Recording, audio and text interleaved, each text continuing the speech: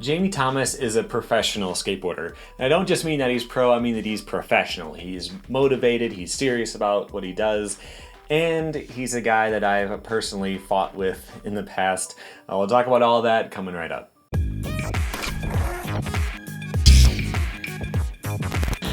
Welcome back to Rad Rat Video, the channel where you can learn new things about skateboarding. We talk about learning tricks on the Shred School. I answer your questions on Ask Rad Rat. I review skateboarding, video games, talk about culture and all kinds of stuff, including biographies of your favorite pros, including Jamie Thomas, and that's what we're going to do today. So I wanted to start his career by talking about where he came from. We will get to that fight with him a little bit later, but he grew up in Alabama. I think he was born in Florida. He spent some time in Georgia, but he's mostly from Alabama, and he started skating in the mid-'80s. He found an old skateboard in the attic, and he learned how to roll around and stuff. He didn't really have any concept of tricks for a long time, but he did really love just rolling around and carving and stuff like that. But something he also loved was being a turd. So when he was younger, around 9th grade or so, he and his buddies were starting to break into cars.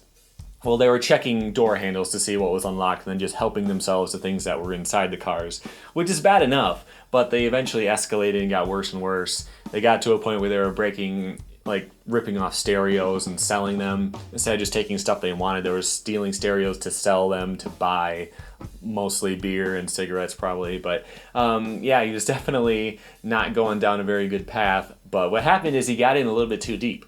So the guy he was selling stereos to, he got busted and he turned him in. So Jamie ended up going to juvie, but only for a few days. Luckily, it was his first offense and they let him off with only community service. And that helped him to figure out that he should stop stealing, but he was still drinking and smoking and stuff like that, until one day in the summer after 9th grade when he was smoking a cigarette, looked down at it and realized that it's burning away and it'll eventually be gone. And that he had this epiphany that that was life. Life also burns away and is eventually gone, and so he had to use it while he can. And thankfully for us, he didn't decide to hit the books harder. He actually later dropped out of school, but he decided to take his skateboarding more seriously. So he stopped the partying, he stopped drinking and everything, and decided to take skateboarding more seriously by going to contests and things like that. And so that's what he did. And he was working at a skate shop for a while.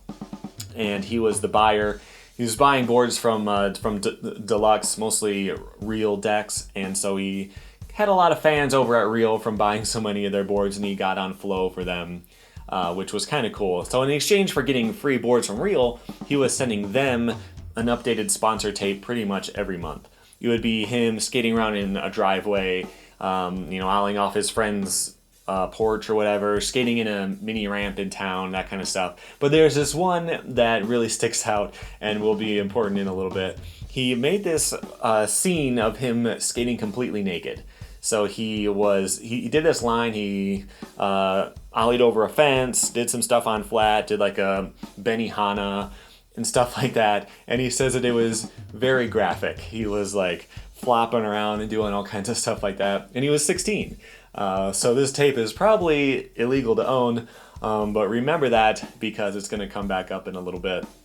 But that was mostly what his teenage years were like. If you want more information about that, he does have an interview with the 9 Club. It's 3.5 hours long, so there's plenty of stories about this time if you want to hear more about that. But in 1992, he and a couple of friends decided to move to California. But Sean and I, being from Alabama, would have rather lived on the streets of San Francisco than in our homes in Alabama. Alabama's the worst. When he first got to California, he didn't have a plan at all. He was living out on the streets. He was sleeping at Embarcadero, and he has a lot of stories about the crazy stuff he had to do to hustle to get food and stuff like that. He tells a story about how he had to steal a pizza crust from a pigeon because he was just that hungry. He talks about selling boards. He was a board broker. So if someone had an old board that they didn't want anymore, they would give it to him, he would sell it and take a cut of the money back for the other guy. All kinds of other stuff just to get by. But the worst part is actually this story. Okay, when you skate, you get scabs. We were homeless and didn't shower that often, so me and Sean both got staph infections, which is like a skin disease, and at the same time, I also got strep throat from my body just getting worn down. So by this time, we were spare changing our meals and eating at homeless shelters. Eventually, we went to the free clinic. We got a penicillin shot, and the doctor told me the only way I was going to get off the street was male prostitution. Meanwhile, we felt hated by the locals, and I remember asking myself, what the hell am I doing here? Eventually, he made friends with another skater who was there at Embarcadero all the time, and he ended up being able to move in with him. So having access to consistent showers made it a lot easier for him to eventually find a job, and the job that he got was selling shoes, something he did at a much greater scale a little bit later. But that was the first thing he did, and then he eventually went pro with a brand called Experience. Now, I hadn't heard of this one before, but it was the early 90s. There were new brands every month, and they were constantly failing, so I hadn't heard of this one, but you basically know what the story is. And it didn't do that well. They were starting to miss checks and stuff like that, and the company eventually folded. The dude, Roger, that owned it was, by definition, a slimeball. He'd scam anyone. Team riders, magazines, manufacturers. It wasn't long until he burned everyone, and things just started to fall apart. Since things weren't going too great over there, he decided to make a new sponsor tape, and the plan was to give it to Black Label and hopefully get onto that team. But instead, he ended up on a detour with a brand called Invisible, which is another one of those small brands from the 90s. And things were going okay, but he had a lot of personality clashes with someone else on the team, and it got to a point where he quit during a tour, and he was just kind of floating around sponsor lists for a while, didn't have a plan. And he did get a couple of calls, a couple of things came through. The most important one is a call from Ed Templeton about Toy Machine. So Toy Machine had just had this mass exodus of most of their team riders just up and quitting, and so they needed new people to come in. And so Jamie was happy to join, and he was a great choice. He had just gotten his first cover on Transworld, doing this kickflip over a roof gap. And look at that cover. It's so weird looking. They have a sequence on the cover, which is weird, first of all, and they have a picture of a model in the middle. It's so weird. They must have loved the sequence to come up with this monstrosity to show it. And Jamie really thrived on Toy Machine. He was in their videos Heavy Metal and Welcome to Hell, second of which being one of the most iconic videos of the 90s. People loved that video. And he did something pretty interesting with it. So before this point, this was 96, I believe. Before this point, everything he had worked on, he had some team manager and video editing responsibilities. Things were a little bit looser. Everyone did a little bit of everything. And so he was editing videos tape to tape and all that kind of stuff. But with Welcome to Hell was the first time he had the opportunity to use computer-based editing software. And he was able to really get into the director role a little bit more. And this is pretty interesting because I never noticed this before, and I can't really show it because I can't play the music, but something he did for that part was he picked out his song first, and then he filmed things that would go with the song so that it would all flow really well together in the editing process. So the song he picked starts with this long intro, kind of a slow building part, and so what he wanted to do was film a line at the Brooklyn Banks. And he filmed this really long line there that took up the right amount of time for that intro. And he ended it with this handrail. He says that no one had done this one before. And so as soon as he does that, then the song picks up, and then he starts going into quicker cuts and things like that. And it's pretty interesting to hear him talk about that and see how much effort that he put into that process. And most people weren't doing that. Most people didn't have a song picked out at all. They would just throw in something at the end and try to make it work. But he was really taking his time and trying to plan things out. And so he got credit as not only the end part in Welcome to Hell, he was also the director and the video editor. And I think he also filmed some stuff here and there too. So he did a lot there. Something you may have noticed in those clips is that he used to be bald, which I had always known, but I didn't realize that he'd also shaved off his eyebrows. He was bald completely. And it was pretty crazy because the story of why is basically not a story at all. He was scared of how he would look without eyebrows, and so he had to conquer his fear by shaving them off. That was it. And that story comes from his Pro Spotlight in 1995, which is actually a pretty interesting story in itself. So this was around the time he was about 20 years old, and he decided to work with Transworld and do a whole Pro Spotlight, which is like a 10-page spread, in a single day. Most people took 6 weeks at the time. I think now it takes even longer. But it was usually 6 weeks, and he decided to do it all in one day. And this is how it went. He did his first trick at 10 o'clock, hitting a handrail with a 50-50 and a 180 nose grind. They went to a pool. In about 15 minutes, he got this shot of a frontside 5-0. Then he hit this apartment gap. He hurried over to this 3-block for a Benihana, luckily he clothed this time. He got an alley-oop 180 over a rail, a tray flip over a chain, a heel flip over a roof gap, There are a lot of stories about security coming and kicking him out during this whole shooting process, but for this one, the caption actually says that the cops came and told him to wear a helmet if he's going to do that, which is kind of funny. He followed that up with a frontside nose slide and then also a backside nose grind. Not all of this stuff really holds up that well. He has a nose slide down a 3-set, but it's really impressive for the time. This was 1995, and he did this all in one day. This was a big deal. And something else I noticed in the actual article part is that he talks about how seriously he takes skateboarding. He stopped drinking and he went vegetarian just because he wanted to be as healthy as possible to skate better.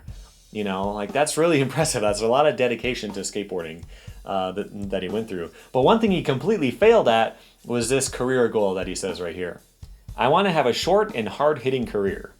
And 23 years later, he's still going. So he failed on the short part, but he definitely got the hard-hitting part. And we'll talk about the leap of faith in a second. But before that, he started Zero. And that was kind of interesting because Zero started just as a clothing brand. He didn't like where skate fashion was at the time. He missed the days of the 80s where it was more rock, more like skulls and stuff like that. And so he started Zero just to make shirts. But there were a bunch of guys that he was giving shirts to that had lost their board sponsors. He started playing around with the idea of making actual decks too. So he started with a small run of those. I started Zero as a little t-shirt company with hopes of it becoming something bigger. We sold a few shirts here and there, and I asked Todd if he was cool with me making a few boards. He said yeah, and we made a few small runs. They sold, but it was obvious if it was going to happen, we were going to have to get focused and go for it. So Todd asked me to write a business plan, and if it was convincing enough, he'd back it. I had no idea what I was doing, but I wrote a few pages breaking down why I wanted to start a company and what was going to be the mission and gave it to Todd. After a week or so, he told me he was down. So I started building a team, and Matt Mumford was the first pro, and then I told Ed I was leaving Toy. That was hard. The basic mission behind Zero was to put together a group of like-minded people with heart and a passion for skateboarding and make it happen on a shoestring budget. I wanted the aesthetic to be simple with a rock and roll vibe. So Jamie leaving Toy Machine, a successful company, and starting a new one was his leap of faith. And so when you see the ad that says leap of faith on it, that's what it's actually referring to, not the gap itself, but that is what it came to be known. And there is a kind of interesting story about that too. So around this time, Jamie would plan out his tricks, he'd plan out different gaps he wanted to do, but he wouldn't tell people about it. He would just bring someone there and go for it. He wouldn't really let him in on his thought process too much. And he doesn't describe it this way, but basically I think it's because he was one of the best skaters in the world. If he told someone he was going to ollie off that building over there and they didn't think it was possible, then those doubts would slow him down. So he would just kind of make a decision to do something himself and then go try it. And that's what he ended up doing at the Leap of Faith. So he showed up there with some other people, and he didn't tell anyone he was going to try it yet. Just showed up, he was going to roll up to it, check it out, and see how it felt. And something weird happened. So he was there, he goes up to the rail, just kind of feeling it out, and then he looks at the handrail, and it says Jamie M. Thomas Gap on it, which is completely unbelievable because he hadn't told anyone he was going to do it. He thinks that basically someone who went to that school where the Leap of Faith gap is, they thought that that would be a good gap for him, so they wrote his name on it, and he saw it there. And so he decided to go for it, and he did the gap. It's an 18-foot, 8-inch drop, and he tried it, and he bailed, but it still made a huge impact on skateboarding. I think some of the infamy behind the Leap of Faith is because that dude, Richard King, tried it and broke his legs.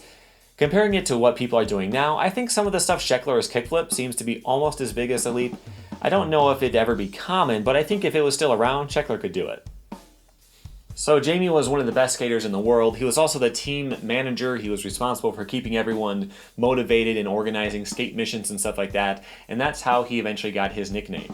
I don't know exactly how it came about, but one day in 97 or 98, I picked up Ellington, Alyssa, and Greco to go skating, and they were all excited with this new nickname they had for me. They called me Chief every chance they got, and that's the way it was from then on. And people have been calling him the Chief for 20 years now. That serious work ethic he brought to skateboarding led him to a Video Part of the Year award in 1999 for Misled Youth. But after that, in 2000, there was kind of an interesting story. Do you remember when he filmed that naked line that he was sending into his sponsors? Well, that video eventually got out to the Baker guys, and no one really knows exactly how that happened. He wasn't really friends with the team, like some people on the team, but not the team manager guys and the business guys so much. He's not entirely sure how they got their hands on it, but they were going to put it in their video. I believe it was Baker 2G. That's what he said, but I wasn't able to confirm it. But they were going to put that clip of him skating naked at the end of their video, like after the credits part.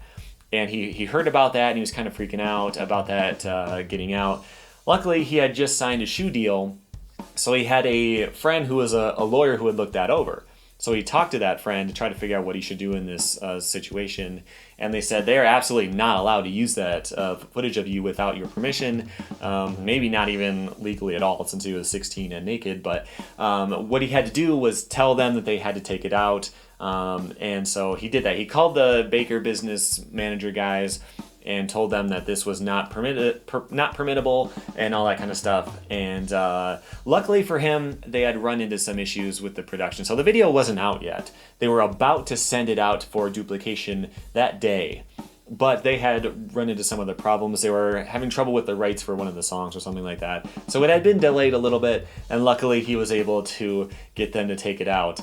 But one thing they did, though, it was supposed to be at the very end of the video. The editing was all done. Everything was finished.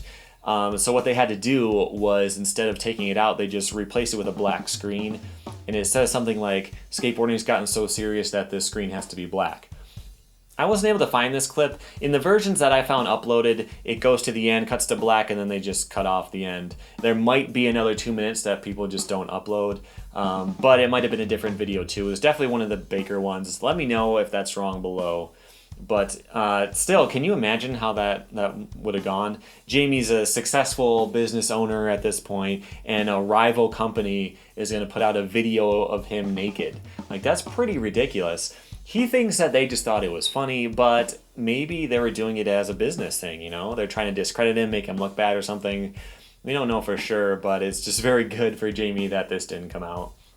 But after that, things started to go really well for Jamie. In 2002, he got the Skater of the Year award from Transworld. In 2003, he launched Fallen. And he led Zero to 3-peat victories in Thrasher's King of the Road. Zero's 4th video came out in 2005, and Jamie was named Entrepreneur of the Year by Ernst & Young. At this point, Jamie got a lot of offers to buy his companies, which would have been a good move financially, but this is what he says. I never got in this to get rich, and all the people that were offering to buy the brands were investment bankers. I just couldn't imagine something that we cared about so much being owned by people who cared so little. That was definitely a respectable move, but it cost him in the end because right after that, the economy really tanked here in the US. And all across the world, gas prices, crude oil started to go up, and that affects how shoes are produced. We'll talk about all that in a second. But before that happened, Fallen released Ride the Sky in 2008, and this is where he and I had our argument. So back then, I had my own channel on YouTube. It was a bit bigger than this one, maybe 35,000 subscribers or so at the time. And I bought the video and I made a review of it where I basically said that it was a skipper, that it wasn't any good. I didn't like it because it was all serious street stuff. It was all big rails, big gaps, and for me, seeing the same trick done down one extra step than it was last year is not that interesting. I'm more into creative stuff. I like to see more technical things, stuff I haven't seen before, and so that video did not really do it for me. And the thing was, I kind of thought I was preaching to the choir because on my channel, I showed my own skating a lot, stuff like that, so I thought everyone was kind of on my side, and I was just talking to people who had the same tastes. But that ended up not really being the case. People were on my channel to learn tricks, not to hear my opinions on stuff. But so I make this video and I say that this new Fallen video is no good, don't bother with it. And Jamie actually saw that. And on this forum somewhere, he said, oh no, the King of the Nerds doesn't like my video. And I did not like that, but it got worse because he said that, and then everyone on that forum started coming to my videos and calling me out and insults and all that kind of stuff. It was getting pretty crazy. So I made a follow-up video, and I was pretty upset because I had said I didn't like the video that his company made. I didn't even say I didn't like his part, because his part was the best. But I just didn't like his video. Then he took it to a personal level and insulted me. So I got pretty upset. I made a follow-up video, and it started to go pretty crazy. But then he did something really cool.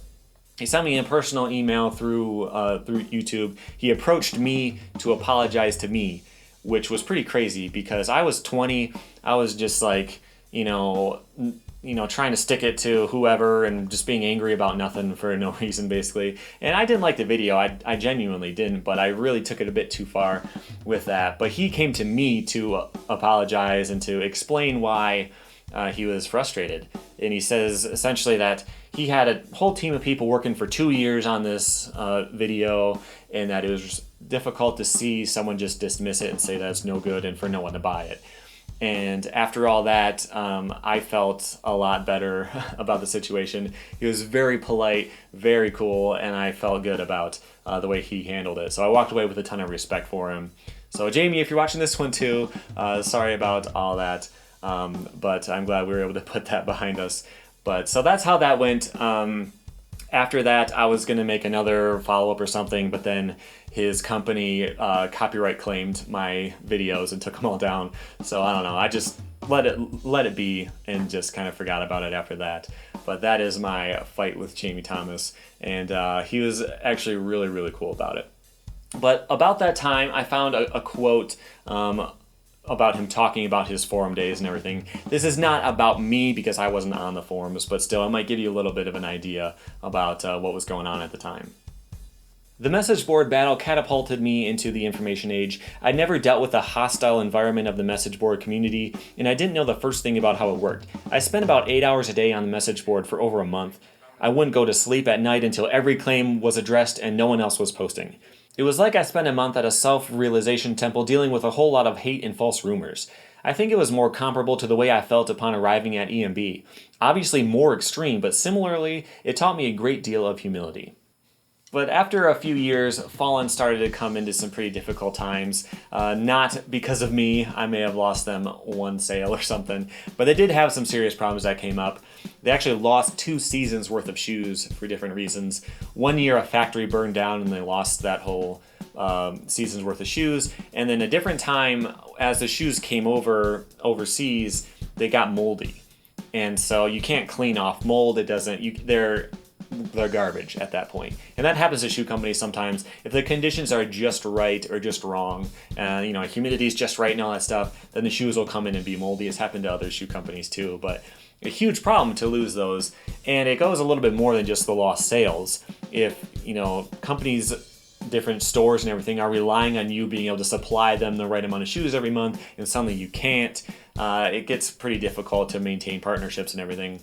But the other big problem was when the crude oil prices went crazy, because you use some of that stuff in shoe manufacturing, and it got to a point where the prices were going up through the roof for them from the factories. And so they're trying to find different factories that would do it for cheaper, but then the cheaper factories wouldn't do as good of a job. So, their quality control and stuff wasn't as great. And so at the same time, prices were going up and shoe quality was getting worse. And then right around then, Nike and all those guys were starting to really hit big in skateboarding. And so that caused a lot of problems at Fallen. And they decided to take Fallen and Zero and go partner with Dwindle instead, which was a pretty difficult decision. Shutting down Black Box was tough. I had to say sorry to a lot of people. Fallen grew really fast and shrank at the same speed. When any brand has that type of trajectory, it's hard to make it out alive. The hardest part is the toll it had on all my work relationships. It's been like going through a divorce. I obviously wanted to keep Zero and Fallen going, so I had to try and find a home where they would be stable in hopes that they could start growing again. Dwindle has been exactly that. I miss the camaraderie with everyone at Black Box, but I don't miss the responsibility that goes along with running a distribution. Dwindle had had some success with Globe shoes before, and so they were hoping that Fallen would be able to do well in that environment, but it did eventually fail there too. One of the problems was that sales were getting lower and lower to a point where they couldn't reach minimum orders at factories. And at that point, they just had to call it quits. But luckily, Zero survived. We were at Dwindle for 2.5 years, and with where the industry is and how small Zero is these days, it made sense for us to be independent.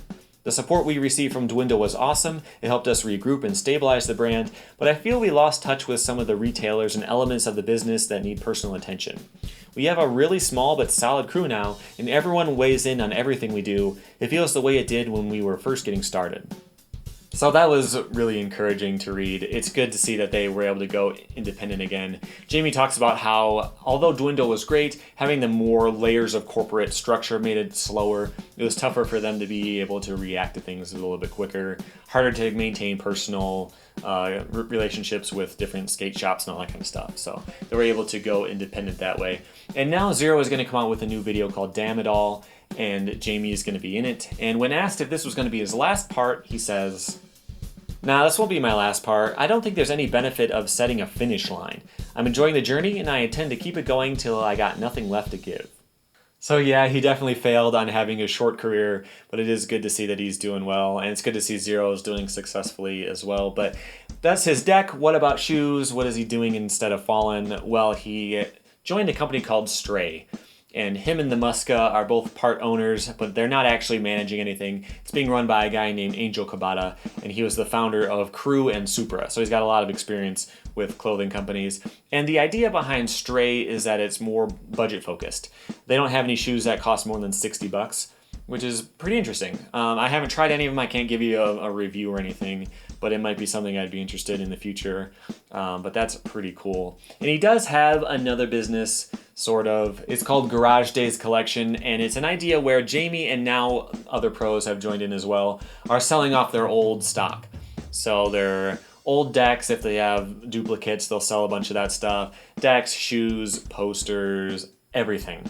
So that's pretty cool. If you are a collector, you're an old Zero fan, you want your favorite board from 2002 or something, there's a decent chance it's for sale on the site. It's not, retail prices anymore. It's all collectible prices. But if that's something you're into, it is worth checking out. So that's what I was able to find about Jamie Thomas. Stay tuned for a lot more videos like this in the future. There's a lot of other stuff you can check out right here. And make sure you subscribe by tapping my logo on screen right there. And that way you can stay up to date with everything in skateboarding. You can learn new tricks and learn about your favorite pros, everything like that right here on the channel. Thanks for watching.